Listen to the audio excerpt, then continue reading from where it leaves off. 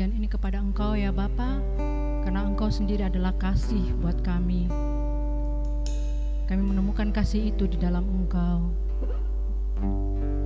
Biarlah Engkau nyatakan itu dalam hidup kami hari ini.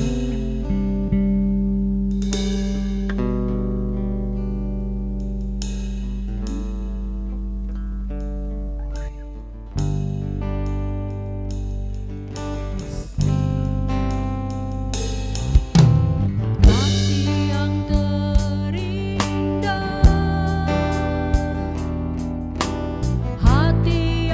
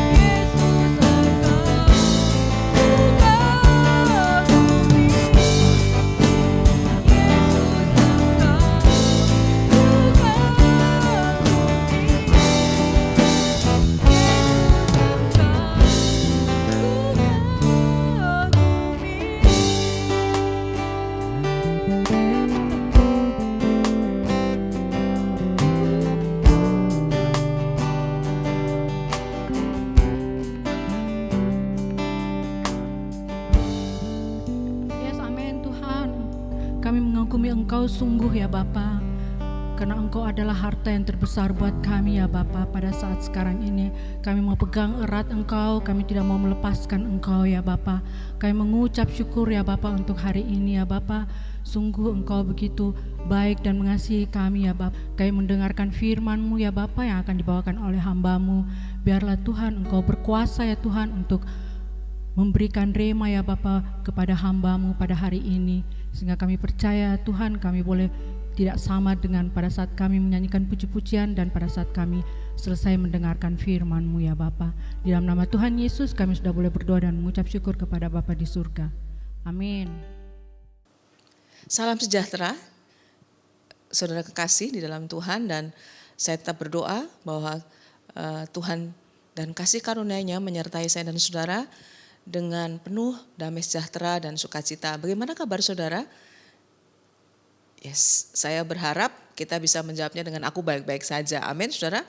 Kita berdoa untuk cuaca, saudara, karena cuaca sangat ajaib. Beberapa waktu terakhir ini cuacanya galau dan ajaib. Kita berharap supaya saya dan saudara tidak ikut galau dengan cuaca yang ada. Amin. Saudara-saudara bersukacita, hari ini kita akan sama-sama belajar. Dan saya pun menjadi murid dalam pengajaran yang kita akan sama-sama pelajari. Saya memberi judul bukan milikku sepenuhnya. Bulan ini kita mengambil tema tentang menyerahkan tubuh kita bagi kemuliaan Tuhan, kesehatan di dalam jasmani dan tubuh kita. Bulan lalu kita belajar untuk tema kesehatan jiwa dan luar biasa ada respon-respon yang Tuhan kerjakan, dan saya percaya kebenaran yang kita ketahui itu memerdekakan saya dan saudara. Nah saudara, saya mau mengawali dengan sebuah pemikiran dan pertanyaan. Mari kita sama-sama merenungkan. Apa reaksi saya atau apa reaksi kita saat seseorang itu meminjamkan sesuatu yang sangat berharga, sekaligus itu sangat saya butuhkan. Waktu kita sedang membutuhkan contoh mobil ya, kita nggak punya mobil dan seseorang meminjamkan mobil yang terbaik di saat saya itu membutuhkan, di saat kita membutuhkan, kita sedang rindu untuk ada sebuah keperluan dan kita dipinjamkan itu. Ya, jadi apa reaksi kita saat seseorang meminjamkan sesuatu yang sangat berharga dan sangat kita butuhkan? Wah, bersyukur, ya betul. Senang ya, merasa kebutuhan kita bisa terjawab. Nah, pertanyaan berikutnya adalah bagaimana saya dan saudara menjaga dan memeliharanya. Sesuatu yang bukan milik kita tapi diberikan dengan segenap hati oleh pemiliknya, dipinjamkan. Bagaimana saya dan saudara menjaga dan memeliharanya? Ya. Katakanlah kita belum punya rumah, kita mengontrak atau seseorang meminjamkan rumahnya atau tempat tinggalnya. Bagaimana cara saya menjaga dan memeliharanya, saudara? Ya, kami ingat waktu kami memulai pernikahan, kami harus menjadi kontraktor alias kontrak. Ya, hanya bisa memperpanjang setiap tahun karena mencari harga yang semampu kami. Dan kami belajar suami istri memperlakukan apa yang dipinjamkan ya, karena mengontrak itu kan menyewa, mengontrak itu meminjam saudara ya, dengan bertanggung jawab. Seolah-olah itu milik kami, seolah-olah itu yang kami kasihi dan kami harus jaga. Nah, bagaimana saya menjaga? Bagaimana saudara menjaga dan memelihara sesuatu yang dipinjamkan? Ya, saudara, cara saya itu sama dengan siapa saya. Cara kita bereaksi terhadap sesuatu yang dipinjamkan yang bukan milik saya atau milik saudara, itu menunjukkan siapa saya sebenarnya. Ya, cara saya adalah siapa saya yang sesungguhnya. Cara saya memperlakukan milik orang lain akan menentukan apa yang akan menjadi milik saya. Cara saya menghargai apa yang bukan milik saya menentukan, perhatikan ini, kapasitas atau seberapa besar milik saya nantinya. Cara kita memelihara sesuatu yang dipinjamkan yang bukan milik kita, milik orang lain, itu menentukan seberapa besar kapasitas milik saya nantinya. Orang yang dipercayakan sesuatu barang atau sesuatu yang bukan miliknya dipinjamkan dan dia memperlakukan dengan baik, maka itu menentukan nantinya, menghargai nantinya kapasitas milik saya nantinya. Cara saya menghargai apa yang bukan milik saya menentukan kapasitas milik saya nantinya. Ya. Mari saya ulang sekali lagi. Cara saya adalah siapa saya yang sesungguhnya. Cara saya memperlakukan milik orang lain akan menentukan apa yang akan menjadi milik saya. Cara saya menghargai apa yang bukan milik saya menentukan kapasitas milik saya nantinya. Nah, saudara, tahukah saudara, saya langsung kepada pokok pelajaran kita hari ini. Tahukah bahwa tubuh kita, tubuh saya dan saudara ini bukan milik kita loh, bukan milik sepenuhnya. Mari kita buka di 1 Korintus 6 ayat 19 sampai 20. Ayat 19, atau tidak tahukah kamu bahwa tubuhmu adalah bait Allah, bait Roh Kudus yang diam di dalam kamu, Roh Kudus yang kamu peroleh dari Allah, dan bahwa kamu bukan milik kamu sendiri. Yang percaya katakan amin.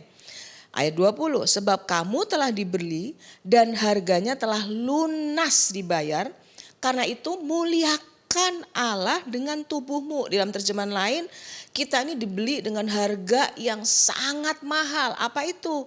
Darah Yesus, korban Yesus disalib.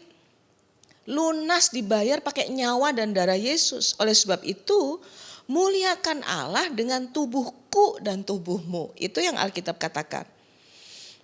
Saudara, salah satu contoh saudara yang kita anggap itu sesuatu yang sepele, tetapi itu sesuatu yang penting. Bagaimana cara kita mengkonsumsi sesuatu, ya? Ini ilustrasi. Beberapa waktu yang lalu saya membaca satu laporan tentang sebuah adiksi, sebuah kecanduan gula. Aduh, itu mah sepele, betul. Tapi salah satu penelitian di Universitas Princeton itu menunjukkan, jadi otak manusia, beberapa survei di scan seperti itu, di depan saudara ada. Nah, yang paling sebelah kiri itu adalah otak normal. Otak manusia normal yang tidak adiksi atau tidak terlalu kecanduan gula. Semua manis gitu ya. Nah, bagian yang merah itu begitu besar dibandingkan scan otak yang di tengah maupun yang di sebelah kanan. Nah, dikatakan dari penelitian itu saudara bahwa orang-orang yang kecanduan manis, semuanya harus manis, ya itu sama dengan orang yang kecanduan zat-zat adiksi narkoba seperti kokain atau yang lain. Yang di sebelahnya lagi itu adalah orang-orang yang sangat parah di dalam kecanduan hal-hal yang manis atau makanan manis.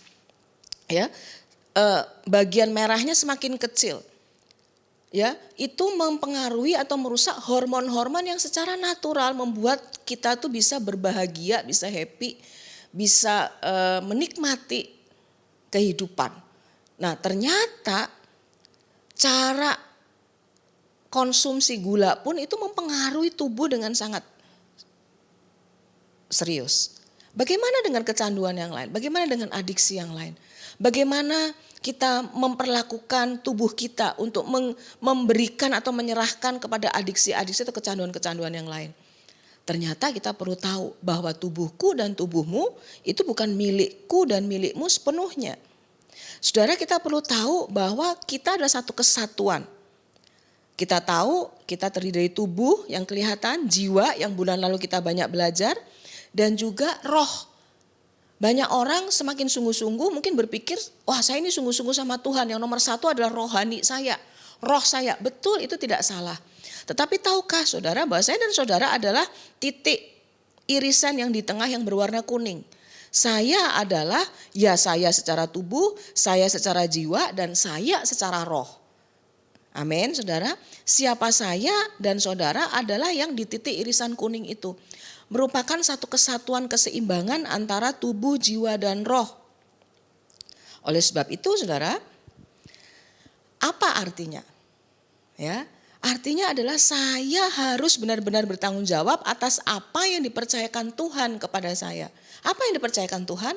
Tubuh, ya, jiwa, pikiran, perasaan, kehendak, dan juga roh, tempat di mana Tuhan berbicara dan kita memiliki hubungan pribadi dengan Tuhan.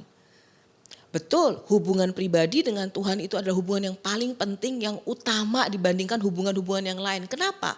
Karena hubungan dengan Tuhan bersifat kekal selamanya. Jangan sampai kita tidak memperdulikan hubungan kita dengan Tuhan secara roh. Ya, artinya saudara, saya ulang lagi, saya harus benar-benar bertanggung jawab atas apa yang dipercayakan Tuhan kepada saya, tubuh, jiwa, dan roh. Nah, ada beberapa poin penting yang kita akan sama-sama belajar dan izinkan Tuhan menjamah, membebaskan saudara dan saya, sehingga kita mengalami bukan hanya jiwa kita yang baik-baik saja, tapi tubuh kita juga dipakai untuk memuliakan Tuhan. Kenapa kita perlu mempersembahkan tubuh kita, menjaga tubuh kita, memelihara tubuh kita? Yang pertama, saudara, katakan sama-sama, di depan saudara ada judul nomor 1, saya tidak berkuasa atas tubuh saya. Mari kita baca di 1 Korintus 6 ayat 19. Tadi kita sudah baca. Atau tidak tahukah bahwa tubuhmu adalah bait Roh Kudus yang diam di dalam kamu. Roh Kudus yang kamu peroleh dari Allah. Dan bahwa kamu bukan milik kamu sendiri. Saudara, jika tubuh milik kita, ya, jika tubuh saya dan saudara itu bukan milik kita, maka saya dan saudara tidak berhak melakukan semaunya atas tubuh kita tersebut. Tubuh kita adalah tempat Tuhan berdiam. Jika kita menghormati Tuhan, maka kita akan menghormati dan menjaga tempat Tuhan tinggal, yaitu tubuh kita seluruhnya. Tubuh saya dan saudara adalah rumah Roh Kudus, bait Roh Kudus. Kalau saya mengasihi Tuhan, saya menghormati Tuhan, maka saya akan menghormati dan menjaga rumahnya Tuhan. Amin. Tubuh saya dan tubuh saudara adalah rumahnya Tuhan. Dan ingat, saya tidak berkuasa atas tubuh saya sendiri. Ini kan badan-badanku sendiri, suka-sukaku dong. Ya, semauku dewe, orang Jawa bilang. Enggak bisa. Karena saya dan saudara, siapapun engkau, bagaimanapun latar belakangmu, saya dan saudara, Yesus sudah mati di salib, mengorbankan nyawa dan darahnya untuk menebus bukan hanya roh dan jiwa, tapi tubuh saya dan saudara. Dan Tuhan mau saya dan saudara dalam keadaan baik-baik saja, supaya tubuh kita dipakai untuk memuliakan Tuhan. Poin yang kedua, kenapa saya mesti serius? Kenapa saya mesti bertanggung jawab memelihara tubuh saya sedemikian rupa? Yang kedua, karena kita harus menyerahkan tubuh kita kepada Tuhan. Ya, menyerahkan tubuh kita kepada Tuhan. Mari kita baca di ayat di depan saudara. Roma, ya. Di situ ayat yang ke-13. Dan janganlah kamu menyerahkan anggota-anggota tubuhmu kepada dosa. Roma 6 ayat 13 dan 14. Ya. Roma 6 ayat 13 dan 14. Dan janganlah kamu menyerahkan anggota-anggota tubuhmu kepada dosa. Jadi ternyata ada orang-orang yang dengan sengaja menyerahkan anggota tubuhnya kepada dosa. Untuk dipakai sebagai apa? Senjata kelaliman. Tetapi serahkanlah dirimu kepada Allah sebagai orang-orang yang dahulu mati. Kita dulu berdosa tapi Tuhan mati selagi kita berdosa. Saya pernah khotbahkan itu. Tetapi yang sekarang hidup. Mari baca mulai dari kata dan 2, 3. Dan serahkanlah anggota-anggota tubuhmu kepada Allah untuk menjadi senjata-senjata kebenaran. Yang sepakat katakan amin. Ayat 14. Sebab kamu tidak akan dikuasai lagi oleh dosa. Karena kamu tidak berada di bawah hukum Taurat, tetapi di bawah kasih karunia. Kita bukan lagi wajib ini wajib itu, boleh atau tidak, dosa atau tidak. Tetapi karena kita tahu tubuh kita, hidup kita itu tidak lagi di bawah kuasa dosa, tetapi kita bukan lagi di bawah hukum Taurat juga, tetapi kita ada di bawah kasih karunia. Saudara masih ingat zaman saya kecil dulu, kita hampir lupa ya hal-hal yang prinsip atau lagu-lagu zaman dulu. Tanganku kerja buat Tuhan, mulutku memuji namanya, kakiku berjalan cari jiwa, upahku besar di surga. Tubuh kita memiliki kuasa untuk diserahkan menjadi senjata kebenaran. Apakah kita menyerahkan tubuhmu dan tubuhku untuk dipakai menjadi alat senjata kebenaran, dipakai di dalam pelayanan untuk melayani Tuhan, saudara. Saudara, seringkali dalam keadaan yang tidak mudah, fisik yang tidak fit, saya belajar untuk menyerahkan tubuh saya kepada Tuhan, dipakai untuk pelayanan. Hari-hari ini jarang atau bahkan seringkali orang bisa, untuk hobi, untuk ini bisa. Begitu mau dipakai tubuhnya untuk pelayanan, tidak diserahkan sungguh-sungguh kepada Tuhan. Padahal anggota tubuh kita ini adalah senjata kebenaran. Katakan sama-sama, senjata kebenaran. Amin. Nah, saudara, tubuh kita itu seperti kutub medan magnet. Ada 2 kutub, ya, medan magnet. Terdiri dari 2 kutub ekstrim. Tidak ada yang di tengah-tengah. Magnet itu kalau di tengah-tengah nggak bisa, pasti ketarik atau ke kiri ke kanan. Dan selalu ada kekuatan tarik menarik. Kita yang harus memilih, katakan saya yang harus memilih. Saya yang harus memilih, yang pertama, tubuhku dipakai untuk senjata kebenaran atau tubuhku dipakai untuk senjata dosa. Saudara, sampai saat ini setiap hari saya berdoa dan menyerahkan tubuh saya kepada Tuhan. Karena Tuhan yang mampu, nanti kita akan belajar dari Raja Daud, mampu untuk menolong, membantu saya dan saudara. Saya masih ingat beberapa tahun yang lalu saya sedang duduk dengan seorang anak sekolah minggu, sekarang sudah kuliah, saudara ya. Kami duduk sebagai sahabat dengan air mata bersama-sama. Anak sekolah minggu ini bercerita, Kak Sari, kenapa ya Koko kalau lagi marah atau kalau lagi gak enak susah untuk kendalikan. Koko bisa keras banting barang, Koko bisa kerjakan itu semua. Dan hari itu saya dengan air mata berkata juga, Kok dulu itu yang terjadi sama Kak Sari. Mau gak hari ini kita menyerahkan anggota tubuh kita untuk Tuhan kuasai dan Tuhan bantu. Dan hari itu kami berdoa sama-sama menyerahkan tubuh kami untuk dikuasai oleh Roh Kudus dan Tuhan menolong, saudara. Ya, hari ini dia bertumbuh, saya bertumbuh, dan saya belajar kita perlu saling mendoakan dan menyerahkan tubuh kita untuk Tuhan, saudara, menolong kita menguasai tubuh kita. Yang percaya katakan amin. Serahkan tubuhmu sebagai senjata kebenaran. Kita gak bisa mengatakan ini tubuhku sendiri, seenak-enakku sendiri, gak bisa, saudara. Ya. Poin yang ketiga, kenapa kita perlu memelihara tubuh kita, mempersembahkan tubuh kita kepada Tuhan. Ya, yang ketiga yaitu bentuk dari tanggung jawab kita. Sama-sama katakan, bentuk dari tanggung jawab saya. 1 Korintus 10 ayat 23, terjemahan bahasa Indonesia masa kini. Kata orang, kita boleh berbuat apa saja yang kita mau. Benar, tetapi tidak semua yang kita mau itu berguna. Kita boleh berbuat apa saja yang kita mau, tetapi tidak semua yang kita mau itu membangun kehidupan kita.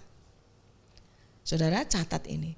Saat kita tidak bertanggung jawab memelihara tubuh kita, termasuk kesehatan kita, maka kita juga sedang menjadi beban untuk orang lain. Orang yang mengasihi, orang yang berjaga-jaga atas hidup saya dan saudara. Orang yang akan terkena akibat atau imbas dari perbuatan kita. Imbas dari kesehatan kita jika itu tidak sungguh-sungguh kita pertanggungjawabkan. Saudara, saya sedikit intermezzo dan bercanda. Kita gak bisa katakan, udah saya kan yang sakit, saya yang rugi. Gak bisa, saudara, karena kita bukan makhluk yang bisa semuanya sendiri. Saya ambil contoh, amit-amit deh ya, kita gak mungkin bisa menguburkan diri kita sendiri. Gali gitu, kubur, terus kemudian mau waktunya dia udah meninggal nih, terus kita menimbun dengan, nggak bisa, kita butuh orang. Sama, waktu saya dan saudara tidak menjaga tubuh dan kesehatan saudara, bukan hanya saya yang rugi, tidak bisa maksimal, Bagaimana kita bisa melayani Tuhan kalau tubuh kita tidak maksimal dijaga dan terpelihara? Yang kedua, dalam pengalaman pelayanan, sungguh saya melihat ada banyak anak-anak yang mengasihi orang tuanya, tapi karena orang tuanya atau saudaranya tidak menjaga kesehatan, pada waktu sakit, orang-orang yang mengasihi itu sangat menderita, sangat sedih, sangat terpengaruh oleh keadaan dari seseorang yang tidak prima kesehatannya. Nah saudara, itu yang saya katakan. Saat kita tidak bertanggung jawab memelihara tubuh kita, termasuk kesehatan kita, maka kita menjadi beban untuk orang lain. Kita menjadi sumber kesedihan bagi orang lain. Tahun ini saya memasuki usia 51. Saya menjaga. Kenapa? Supaya saya tetap bisa berguna untuk pelayanan, untuk pekerjaan Tuhan, berguna bagi orang lain, bagi orang-orang yang mengasihi saya. Nah saudara, kalau engkau saat ini bersama-sama dengan saya, engkau sedang dalam keadaan yang tidak tepat memperlakukan tubuhmu, terikat dengan banyak adiksi, kecanduan, apapun itu, ya, mari serahkan tubuhmu. Mari bertanggung jawab dengan harta tubuh yang Tuhan berikan kepada saya dan saudara. Saya berdoa Roh Kudus menjamahmu. Saya berdoa Roh Kudus bekerja dan membuat mujizat dalam tubuh kita masing-masing. Kenapa saudara? Karena apa saja yang kita kasih pasti akan kita jaga dengan sungguh-sungguh. Saya ulang, apa saja yang kita kasihi pasti kita akan jaga dengan sungguh-sungguh. Kita gak mungkin mengasihi seseorang tanpa kita menjaga perasaannya, menjaga kesehatan. Enggak, sama apa aja. Kalau saudara mengasihi satu barang, saudara akan jaga. Apalagi kalau belinya mahal, susah. Kita akan jaga. Saudara, tubuhku dan tubuhmu, saya ulang-ulang, mahal. Apa saja yang kita kasihi pasti kita akan jaga dengan sungguh-sungguh. Saudara bayangkan. Bagaimana saya dan saudara di 5 tahun ke depan, 10 tahun ke depan, 20 tahun ke depan.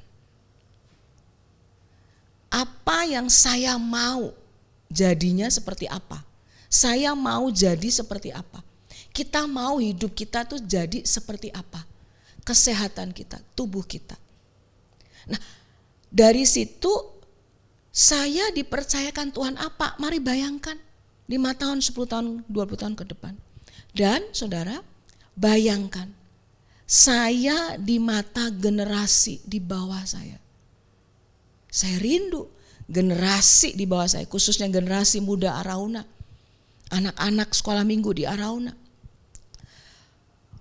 Meneladani saya di dalam keberartian dan kebergunaan saya untuk kehidupan mereka dan untuk pelayanan bagi kerajaan surga. Saudara. Bayangkan hidupku dan hidupmu di mata generasi di bawah kita. Saya berdoa supaya kita bisa menjadi seperti Kaleb dan Yosua. Umur 80 tahun kita masih berguna bagi pekerjaan Tuhan. Menaklukkan banyak gunung-gunung kesulitan, gunung-gunung tantangan dalam kehidupan ini. Yang percaya katakan amin. Saudara, oleh sebab itu di dalam Matius 26 ayat 41 Tuhan Yesus di perjanjian baru pun mengatakan, meskipun itu perikopnya untuk berdoa saudara, tapi ini yang perlu kita kerjakan. Berjaga-jagalah dan berdoalah supaya kamu jangan jatuh ke dalam pencobaan. Kenapa kita mesti berjaga dan berdoa bahkan untuk tubuh kita saudara? Karena roh memang penurut, tetapi daging ini lemah, tubuh ini lemah. Gampang lapar, gampang capek, gampang burn out itu tubuh kita saudara.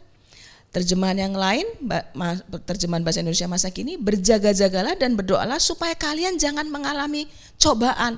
Dengan kata lain saya mau balik, kenapa saya dan saudara mengalami cobaan? Karena tidak berjaga-jaga, tidak berdoa. Memang rohmu mau melakukan yang benar, tetapi kalian tidak sanggup karena tabiat manusia itu lemah.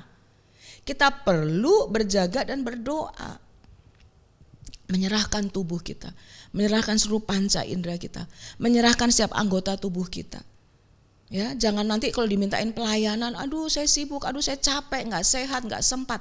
Tapi untuk hobi, untuk kesenangan, begitu sembuh dari sakit asik, bisa kesana kemari, mancing, happy, hura-hura. Tapi untuk mempersembahkan tubuh bagi kemuliaan Tuhan, kita seringkali ogah-ogahan. Nah, berjaga-jaga dan berdoa saudara, supaya kita dikatakan roh penurut tetapi juga daging kita tidak lemah saudara. Amin saudara. Saudara menikmati pelajaran Tuhan sampai di sini saudara, bersemangat. Nah saudara, mari kita baca di Mazmur 141 ayat yang ketiga. Itu adalah perkataan Daud. Ya, saya akan menutup dengan ayat ini, khotbah saya hari ini saudara. Daud itu siapa? Mengalahkan raksasa yang lebih hebat. Daud yang begitu hebat, Daud yang begitu luar biasa. Di Mazmur 141 ayat ketiga mengatakan, awasilah mulutku ya Tuhan, berjagalah pada pintu bibirku. Daud sekalipun hebat, dia menyadari sebagai manusia dia tidak mampu menjaga tubuhnya dan melakukan yang benar sendirian. Daud butuh bantuan Tuhan untuk bisa menjaga tubuhnya. Saya butuh bantuan Tuhan dan Roh Kudusnya yang ada di dalam tubuh saya untuk bisa menjaga tubuh saya. Kita butuh bantuan Tuhan untuk kita bisa menjaga tubuh kita. Apakah kerinduan ini juga menjadi kerinduan saya dan saudara? Bagaimana dengan saya dan saudara? Kita perlu menyerahkan anggota tubuh kita kepada Tuhan. Tuhan awasi di pintu bibirku ya, supaya mulutku itu memuji nama Tuhan. Mulutku itu belajar. Saudara ingat kata-kata kunci di khotbah-khotbah saya sering ulang. Belajar artinya menjadi versi yang lebih baik dari yang sebelumnya, dari diri kita yang sebelumnya. Bukan sempurna, tapi kita terus belajar. Tuhan, berjaga-jagalah di pintu tanganku untuk tidak mengerjakan hal-hal yang tidak benar, tidak kudus. Mengambil segala sesuatu atau makan sesuatu yang tidak baik bagi tubuhku. Tuhan, berjagalah pada kakiku supaya tidak kupakai untuk melangkah ke tempat-tempat yang tidak tepat untuk tubuhku, mengurangi fungsi yang baik dari kesehatanku. Kita serahkan tubuh kita, kita minta untuk Tuhan menolong menjaga di setiap pintu-pintu panca indera dan tubuh saya dan saudara. Kiranya Tuhan menolongmu dan menolongku, dan Tuhan bekerja bagi hidup kita saat ini. Mari kita berdoa saudara. Bapa di surga, kami ambil waktu kami sejenak saat ini Tuhan. Kami mempersembahkan tubuh kami, seluruh panca indera kami, seluruh tubuh dari kepala sampai kaki. Kami mohon seperti doa Daud, untuk Tuhan membantu kami menjaga di setiap pintu tubuh kami Tuhan. Kami tahu bahwa kami sudah dibeli dengan harga yang mahal, yaitu darah dan nyawa Yesus. Oleh sebab itu kami tidak berkuasa atas tubuh kami. Kami harus bertanggung jawab atas tubuh kami. Kami berdoa Tuhan, tolong setiap kami. Hamba-Mu berdoa secara khusus untuk mereka yang secara terbuka dan jujur saat ini memiliki banyak adiksi atau kecanduan. Ada hal-hal yang tidak bisa dikontrol, ada hal-hal yang tidak bisa dikendalikan. Roh Kudus, Engkau yang menjadi pribadi yang ada di dalam tubuh kami. Bekerjalah dengan kuat kuasa-Mu, membebaskan setiap hal-hal yang membuat tubuh kami tidak bisa memuliakan Tuhan. Tolong hamba-Mu dan tolong kami semua Tuhan, supaya tubuh kami dipakai menjadi senjata kebenaran, dipakai untuk melayani Tuhan. Kami mendorong anak-anak kami untuk memakai hidupnya, tubuhnya untuk melayani pekerjaan Tuhan. Dan nama Tuhan dipermuliakan. Sembuhkan yang sakit saat ini.